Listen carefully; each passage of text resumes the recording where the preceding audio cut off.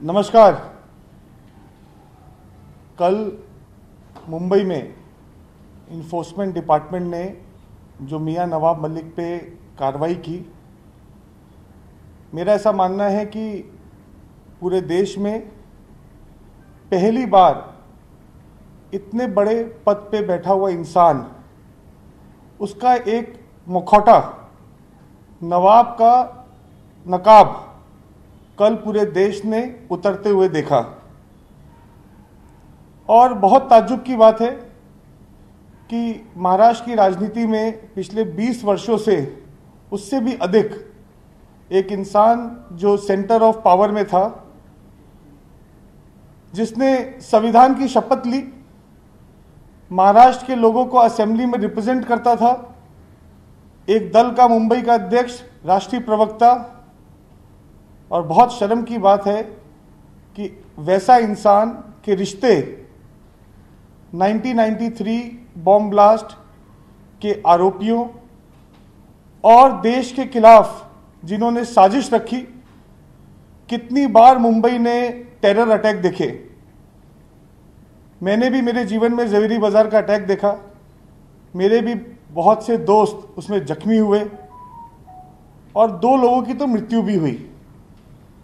ऐसे इंसान के रिश्ते देश के खिलाफ जिन्होंने साजिश रखी, अंतर्राष्ट्रीय जिनको लुकआउट नोटिस है, उनके साथ उनके संबंध हैं। और संबंध ही नहीं, पैसे के भी लेन देन है और कुछ लेन देन तो कल उजागर हुए। मुझे ऐसा लगता है कि ये इंक्वायरी जब आगे बढ़ेगी, जैसे जैसे ईडी इन्वेस्टिगेशन करेगी, दूसरे एजेंसीज इन्वेस्टिगेशन करेंगे, तो बहुत बड़े बड़े राज निकल के लोगों के सामने आएंगे।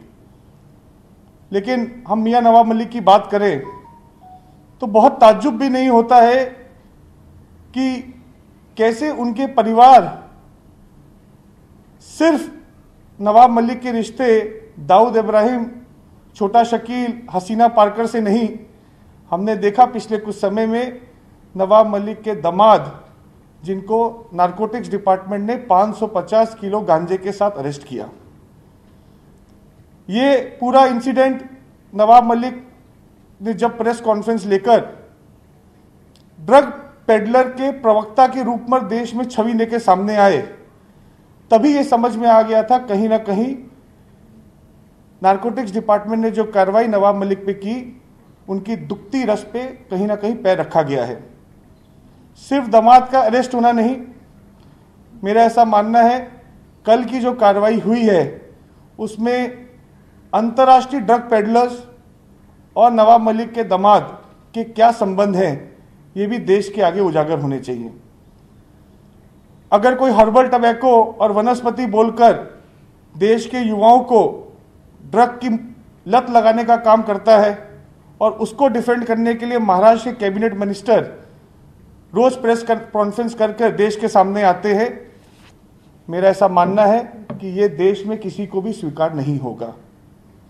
इतना ही नहीं, हमने देखा कैसे नवाब मलिक के परिवार में उनके बेटे, जो 135 करोड़ रुपए के एसोसिएट कंपनी के साथ जिनके पैसों के लेन देन थे, यूनियन बैंक ऑफ इंडिया का बैंक फ्रॉड होने के बाद जब सीबीआई की इंक्वायरी हुई तो उन्होंने अपनी कंपनी से इस्तीफा दिया, बैक डेट में जाकर जाली पेपर बनाकर वो कंपनी से निकल गए और 15 करोड़ रुपए उनके खुद के निजी अकाउंट के अंदर आए। इसमें भी ईडी ने छापेमारी की थी। बैंक फ्रॉड हो, ड्रग पेडलर हो कि गैर कानूनी तरीके से टाडा के आरोपियों की संपत्ति खरीदना हो, क्या महाराष्ट्र में ऐसा रिप्रेजेंटेटिव, देश में ऐसे नेता हमको पद पे चाहिए जो संविधान की शपथ लेते हैं, चाहे आमदार बनकर या मंत्री बनकर, लेकिन देश की गतिविधियों के खिलाफ वो पद का दुरुपयोग करते हुए काम करते हैं। ये बहुत ही एक संगीन मैटर है और मेरा ऐसा मानना है कि इसमें राजनीति बिल्कुल नहीं होनी चाहिए। कोई भी दल हो, कोई भी पार्टी हो, लेकिन देश से बढ़कर कुछ भी नहीं है, कोई भी नहीं है। देश सर्वोपरि है। कोई इंसान का पद इतना बड़ा नहीं हो सकता है कि पद का दुरुपयोग वो देश के खिलाफ करे। और 1993 का ब्लास्ट तो एक बहुत ही ऐसा सबके मन में, सबके दिल के अंदर दर्द है जो मुंबईकर कभी भूला नहीं। उसके बाद अनेक घटनाएं हुई, अनेक ऐसे इंसिडेंट हुए मुंबई में। हर इंसान ने कहीं ना कहीं दोस्त या परिवार के रूप में अपना खोया, कोई जान पहचान वाला खोया या मोहल्ले वाला खोया। महाविकास आघाड़ी की सरकार को मेरा ऐसा मानना है कि लोगों का दर्द देखना चाहिए, इसमें राजनीति नहीं करनी चाहिए। अगर उनका एक मंत्री इतने संगीन मैटर के अंदर गिरफ्तार हुआ है, उनको इस मैटर के ऊपर विशेष गंभीर रूप से अध्ययन करना चाहिए कि क्या उनको अपने परिवार में, महाविकास आघाड़ी के परिवार में ऐसे लोग पद के ऊपर हैं जो राज्य के ही दुश्मन हैं, जो देश के दुश्मन हैं। उनको आज ये विचार करके सोचना पड़ेगा, क्योंकि पब्लिक, महाराष्ट्र की जनता, 12 करोड़ जनता के मन में ये सवाल है। ये राजनीति का प्रश्न नहीं है, ये लोगों से जुड़ा हुआ सवाल है। हम सबको ड्रग फ्री नेशन चाहिए। किसी को घर में ड्रग उनका परिवार का सदस्य ले या उनके परिवार का बच्चा ड्रग के शिकंजे में आके अपना भविष्य खराब कर ले, किसी भी माँ बाप को पसंद नहीं। और मेरा ऐसा मानना है कि नारकोटिक्स डिपार्टमेंट को नवाब मलिक जी और उनके परिवार के ऊपर जांच करनी चाहिए कि अंतर्राष्ट्रीय ड्रग पेडलर से मियां नवाब मलिक के क्या संबंध हैं। आगे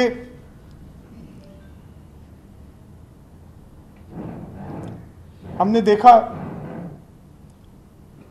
3000 करोड़ रुपए की संपत्ति नवाब मलिक जी ने और उनके परिवार के सदस्यों ने महाराष्ट्र की राजनीति में भ्रष्टाचार करके या अंतर्राष्ट्रीय स्मगलर हो या अंतर्राष्ट्रीय टेररिस्ट हो, उनके संबंधों से उन्होंने 3000 करोड़ रुपए की संपत्ति बनाई। बैंड्रा में फ्लैट्स हो, वर्ली में 5000 स्क्वायर फीट का फ्लैट 5 लाख रुपए में लिया हुआ हो, या माड़ा से 15 लाख रुपए में कुल्ला में स्कूल की ट्रस्ट की लैंड बिना ऑक्शन की ली हो, और 1.5 करोड़ रुपए में पूरा 2 लाख स्क्वायर फीट का स्कूल का निर्माण कर हर साल 11 करोड़ रुपया कैश के माध्यम से स्कूल के अकाउंट में, फाउंडेशन के अकाउंट में जमा कर विड्रॉल हो। ये जितनी गतिविधियां मनी लॉन्ड्रिंग के रूप में नवाब मलिक जी और उनके परिवार महाराष्ट्र में अपने पदों का दुरुपयोग करते हुए man power, muscle power, money power, minister power, लोगों को एक अपना नाम का हवा बनाते हुए उन्होंने जो ये गैर कानूनी ढंग से बेनामी संपत्ति बनाई है, मेरा ऐसा मानना है कि आने वाले समय में एजेंसीज को इसकी जांच करनी चाहिए। और ये एक बहुत ही बड़ा विषय है, लोगों का विषय है, और ये लोगों के सामने उनको रखना चाहिए। आने वाले समय में मेरा ऐसा मानना है कि भ्रष्टाचार के खिलाफ जो भी लड़ाई है वो हम लड़ते रहेंगे। साथ ही साथ मेरा एक प्रश्न रहेगा मुंबई पुलिस से। हमने सबने देखा कि नवाब मलिक जी जब 26 अक्टूबर 2021 को मुख्यमंत्री जी से उनके निवास पे मिलने गए थे, तो उनके निवेदन के बाद मुख्यमंत्री जी ने, उद्धव ठाकरे जी ने एक एसआईटी बनाई थी क्रूज केस में। वो SIT Mumbai joint CP Shri विश्वास नागरे पाटिल जी के नेतृत्व में बनी थी, और अभी तक उस एसआईटी की रिपोर्ट पब्लिकली नहीं की गई है। वो एसआईटी जो बनी थी उसमें 3 अधिकारी थे, और प्रभाकर सैल जो किरण गोसावी का ड्राइवर था, उसके एफिडेविट के ऊपर वो एसआईटी बनी थी। वो एफिडेविट बोलता था कि 25 करोड़ रुपए समीर वानखेड़े को दिए गए, और उसमें से उनके लेन देन में 18 करोड़ रुपए 2 लोग लेके जाएंगे और 8 करोड़ रुपए समीर वानखेड़े को दिए जाएंगे। आज तक वो एसआईटी की रिपोर्ट बाहर नहीं आई। अगर ये आरोप सही थे तो इसमें कार्रवाई होनी चाहिए। अगर ये आरोप गलत थे तो मेरा ऐसा मानना है कि प्रभाकर साइल के ऊपर कार्रवाई होनी चाहिए, क्योंकि उसने एक ओथ लेते हुए एफिडेविट के ऊपर पूरे देश के सामने इतने संगीन और बड़े आरोप सेंट्रल एजेंसीज पे लगाए, अधिकारियों पे लगाए, और ये नवाब मलिक ने एक बहुत बड़ी साजिश रची थी जिसके अंदर चाहे मैं हूं, मेरे परिवार हो या अनेक ऐसे लोग हैं, उनके ऊपर झूठे आरोप लगाकर कानून में उनको शिकंजे में लेकर कार्रवाई करना और कहीं ना कहीं अरेस्ट कराना। मेरा ऐसा मानना है अगर वो एसआईटी की जो रिपोर्ट है वो सामने आए, दूध का दूध और पानी का पानी उसका होना चाहिए। नहीं तो मैं आज मुख्यमंत्री जी से मांग करता हूं कि अगर मुंबई पुलिस सक्षम नहीं है वो एसआईटी की रिपोर्ट बाहर निकालने पर और जांच पूरी करने पर, तो उस घटना के ऊपर पूरी सीबीआई इंक्वायरी होनी चाहिए। अगर मुख्यमंत्री जी सीबीआई इंक्वायरी नहीं देते तो आने वाले समय में मैं हाईकोर्ट जाऊंगा और कोर्ट से मांग करूंगा कि इस घटना की पूरी सीबीआई इंक्वायरी होनी चाहिए। चाहे पूजा डडलानी ने 50 लाख रुपए देने की बात की, परेल की बात घटना अगर सही थी तो उसमें कौन से मंत्रियों का प्रेशर था, कौन से एमएलए थे मुंबई के जो वहां पे सैम डिसूजा के साथ मीटिंग कर रहे थे, ऐसे कौन से लोग थे जिन्होंने सलीम जावेद की नवाब मलिक ने मिलकर ये कहानी रची थी। ये घटना भी कोई भी निष्कर्ष किसी भी बात का पूरा होना चाहिए, उसको आधे में छोड़ना मुझे लगता है ये पब्लिक के साथ अन्याय होगा, क्योंकि सिर्फ आरोप लगाना और भाग जाना, ये राजनीति जो सलीम जावेद ने महाराष्ट्र में चालू की, ये कहीं ना कहीं खत्म होनी चाहिए। ज्यादा विषय नहीं है, एक मैं संगीन बात आप सबके सामने करने जा रहा हूं और मुझे ऐसा लगता है कि मेरे पास इसके पूरे सबूत भी हैं और मैं ये सबूत जितने हैं वो आने वाले समय में एजेंसीज को दूंगा। जो प्रॉपर्टी के ऊपर कल ईडी ने जांच की, उसी प्रॉपर्टी में पहले एक डांस बार चलता था। ये बहुत ही एक किसी के ऊपर मैं आरोप लगा रहा हूं तो मैंने आज तक कोई भी आरोप बिना सबूत के नहीं लगाया, और पूरे महाराष्ट्र की जनता को, देश की जनता को जानकर बहुत ही शौक होगा कि एक मंत्री महाराष्ट्र में डांस बार चलाता था, बांग्लादेशी लड़कियों को लाकर मुंबई में वेश्यागिरी की, मैं बोलूंगा बिजनेस कराना या उनको उस लाइन में डालने का काम मियां नवाब मलिक भी करते थे। ऐसे अनेक लड़कियों के हमने स्टिंग ऑपरेशन किए, उनके वीडियोज हैं मेरे पास जिसमें उन्होंने कबूला कैसे मियां नवाब मलिक उनसे जबरदस्ती ये काम कराया करते थे मुंबई में। मैं ये पूरी वीडियोस और पूरे रिकॉर्ड ये आने वाले समय में एजेंसीज को दूंगा। और बहुत दुख की बात है कि एक मंत्री, एक आमदार कुल्ला में, आप कुल्ला में जाएंगे आप देखेंगे हाजी अराफात ने भी इस विषय को उनकी प्रेस कॉन्फ्रेंस में रखा था और कुल्ला में लोग डरते थे इस बात को बाहर रखने के लिए। लेकिन ये बहुत एक संगीन मैटर है कि एक मंत्री ड्रग में, एक मंत्री वेश्याओं से पैसा लेने में और अंडरवर्ल्ड के साथ उसके कनेक्शन, बेनामी भ्रष्टाचारी उसकी संपत्ति। आज का आज मुख्यमंत्री जी को नवाब मलिक को अपनी कैबिनेट से हटाना चाहिए। बिल्कुल नवाब मलिक को कोई भी अधिकार नहीं है कि अपनी कैबिनेट में वो बने रहें। ये बोलते हुए मैं अपनी वाणी को विराम देता हूं। मुझे जो बोलना था मैंने बोल दिया। धन्यवाद। आपके ऊपर एफआईआर भी दर्ज की है, आरोप भी लगाए हैं कि आपके कुछ इस तरीके के तलवार लेके और कोरोना का आपने ये किया है, तो क्या? देखिए, कल कार्यकर्ता उत्साहित थे क्योंकि उत्साह में कुछ हमारे यूथ कार्यकर्ता मेरे घर पे आए। जब बाहर वो लोग मुझसे मिल रहे थे तो उसमें से एक कार्यकर्ता अमर, उसने एक जो शो में, अपने प्रोग्राम्स में और नाटक में जो तलवार इस्तेमाल होती है, डमी तलवार, तलवार भी नहीं डमी तलवार, उसने मुझे दी। मैंने उसको निकाला और वापस उसको रख दिया। पुलिस आई, पुलिस डमी तलवार लेके गई। जो तलवार उनके पास पुलिस स्टेशन में है, ऑलरेडी मौजूद है। उन्होंने मुझ पे आर्म्स एक्ट लगाए। अगर उसमें आर्म्स एक्ट लगता है, कार्रवाई होती है तो मैं पुलिस का सहयोग करूंगा और मुझे पूरा विश्वास है न्यायालय के ऊपर, मैं कोर्ट में जाऊंगा। भाई पिछले 1 महीने से लगभग फरवरी से अब तक आप हर रोज नवाब मलिक और संजय राउत को टारगेट कर रहे थे, अलग अलग। ये क्या क्या इन्वेस्टिगेशन आपने इसमें किया है? पार्टी भी हो, आप खुद भी हो, कितने तगड़े पुरावे आपके पास सब है प्रूफ के बारे में? देखिए, मैं ये बात पहले से बोलता आ रहा हूं कि मियां नवाब जेल जाएंगे। 2020 में जब ये घटना निकली थी पूरी, तो उन्होंने बोला था मैं आ रहा हूं। तभी मैंने बोला था कि कहाँ पे आ रहे हो? अनिल देशमुख के पास। मैंने तभी ये बात हमारी हुई थी मीडिया के कई बार माध्यम से, सोशल मीडिया हो या प्रेस कॉन्फ्रेंस में, कि अनिल देशमुख के साथ नवाब मलिक टिफिन खाएंगे। और वो दिन सामने आ गया है, क्योंकि जो भ्रष्टाचार, जो नवाब मलिक का एक औरा महाराष्ट्र की राजनीति में था, मुझे ऐसा लगता है 2022 में नए भारत में ऐसे मंत्री, ऐसे आमदार, ऐसे पब्लिक रिप्रेजेंटेटिव जो देश की गतिविधियों के खिलाफ बॉम्बे बॉम्ब ब्लास्ट के आरोपी या अनेक ऐसे ब्लास्ट हुए, कहीं ना कहीं उनके लिंक उसमें जुड़े हुए हैं। और ये कहीं ना कहीं दिखता था, नजर आता था कि आने वाले समय में नवाब मलिक जी के ऊपर एजेंसीज कार्रवाई करेंगी और वो जेल जाएंगे।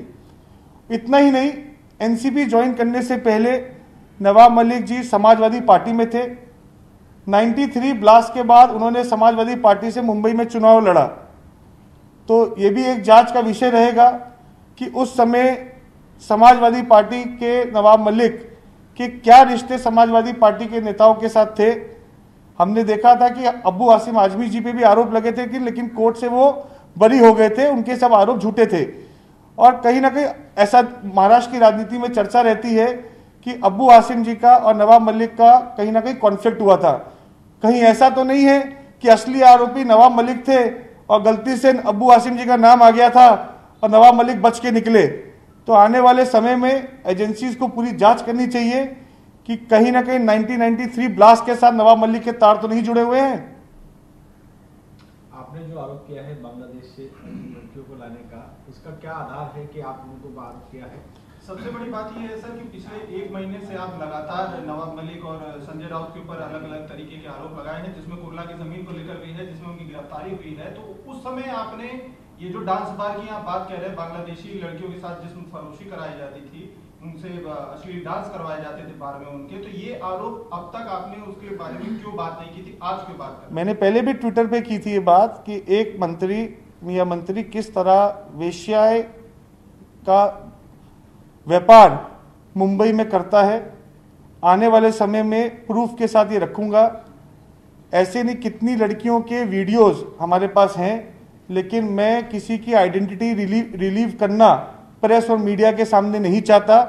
लेकिन एजेंसीज के आगे मैं ये आइडेंटिटी जरूर रखूंगा। 25% कट नवाब मलिक हर एक इस बिजनेस के अंदर लिया करता था। ये प्रूफ के साथ 1-2 नहीं, कम से कम 500 लड़कियों के वीडियोस मैं आने वाले एजेंसीज में रखूंगा।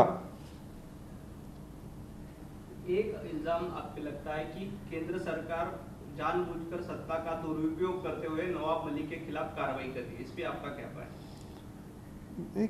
सत्ता का दुरुपयोग करते हुए केंद्र सरकार कर रही है, तो मुझे ऐसा लगता है कि जो कल नवाब मलिक का अरेस्ट मेमो था और उनका बाद में कोर्ट में रिमांड की कॉपी दी गई, सब सबूत सामने हैं। सत्ता का दुरुपयोग तो ये पॉलिटिकल एक स्टेटमेंट है जो आज महाविकास आघाड़ी के नेता सब लोग कहेंगे, बोलेंगे, क्योंकि उनके ऊपर आज इतना बड़ा दाग लगा है। इसके अलावा उनके पास बोलने के लिए कुछ नहीं है। मेरा तो ऐसा मानना है कि हमारे महाराष्ट्र में इतने सीनियर पॉलिटिशियंस रहते हैं, उनको ये मैटर के ऊपर पॉलिटिसाइज बिल्कुल नहीं करना चाहिए। एजेंसीज उनका काम करे, क्योंकि सबके लिए पहले दल से बड़ा देश है, देश से बढ़ के कुछ भी नहीं है। चाहे शिवसेना हो, कांग्रेस हो या एनसीपी या बीजेपी हो, लेकिन देश है तो हम हैं, देश है तो दल है। दल देश से बढ़ के नहीं हो सकता। तो अपने दल के एक नेता जो इतना भ्रष्ट और इतने टेररिस्ट के साथ और देश के एंटी, जो देश के खिलाफ काम करते हैं, उनके साथ उसके संबंध है, तो उसको बचाने का काम अगर वो करेंगे तो वो देश के विरोध में ही काम करेंगे, मेरा ऐसा मानना है। और किसी भी देशवासी, 150 करोड़ देशवासी को ये बिल्कुल पसंद नहीं आएगा। एक इल्जाम आपके लगता है कि केंद्र सरकार जानबूझकर सत्ता का दुरुपयोग करते हुए नवाब मलिक के खिलाफ कार्रवाई कर रही है, इस पे आपका क्या कहना है? तो लास्ट में जो हमने आप सबको वादा किया था, जो नवाब मलिक ऐसे था कि नवाब मलिक अनिल देशमुख के साथ टिफिन खाएंगे, ये नवाब मलिक का टिफिन है जो आने वाले समय में नवाब मलिक और अनिल देशमुख साथ में खाएंगे टिफिन। सलीम जेल जा चुके हैं और आने वाले समय में देखेंगे जावेद का नंबर कब आता है। धन्यवाद।